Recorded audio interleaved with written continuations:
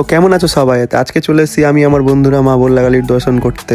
মানুষের মুখে অনেক শুনেছিলাম যেখানে নাকি প্রচুর ভিড় হয়, আমি নিজেই দেখে অবাক। এত ভিড়, হাজার হাজার লোক মানুষ নেমেই যাচ্ছে ট্রেন থেকে, পুরো রাস্তা জাম্প হয়েছিল একবারে। তারপর ট্রেন থেকে নেমে আমি আমার বন্ধুরা হাঁটতে শুরু করে দিই, মানে এখান থেকে কিছুটা হাঁটতে হয়, ট্রেনটা মাঠের এখানে নামিয়ে দেয়।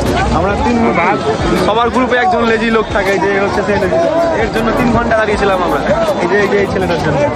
শর্ট আউট ফর সোনু ভাই। তারপর কোনো রকম ভাবে কষ্ট করে ধাক্কা ধাক্কি করে শেষমেশ আমরা পৌঁছে যাই মন্দিরের পাশে। সেখানেও গিয়ে দেখি এত ভিড়, মানে যে রাস্তাতে এসছি আমরা সেখান থেকে আরো ভিড় এখানে বেশি।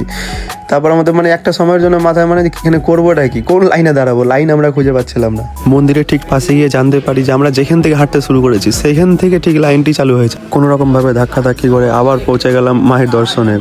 এত ভিড় মানে ক্যামেরাটা যে ঠিক ধরবো সেটাও ধরতে পারছি না।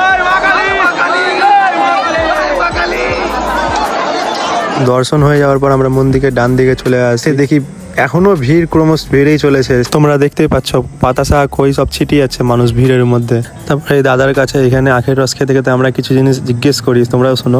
মেলা কদিন থাকে এখানে? সোমবারে সোমবার পর্যন্ত এরকমই ভিড় থাকে দাদা? হ্যাঁ, সোমবারে বেশি ভিড় থাকে, আরো বেশি ভিড় থাকে। এরকম ভাবে তো কোনোদিন আমি কোনো ব্লগ করিনি, তো কি বলবো না বলে কিছু বুঝতে পারছি না। আমার এই ব্লগটা তোমাদের কেমন লাগলো সবাই কমেন্টে অবশ্যই বলবা। আর আমার মতো কে এসছো এই মেলাতে এই বছর কমেন্ট করে যাও।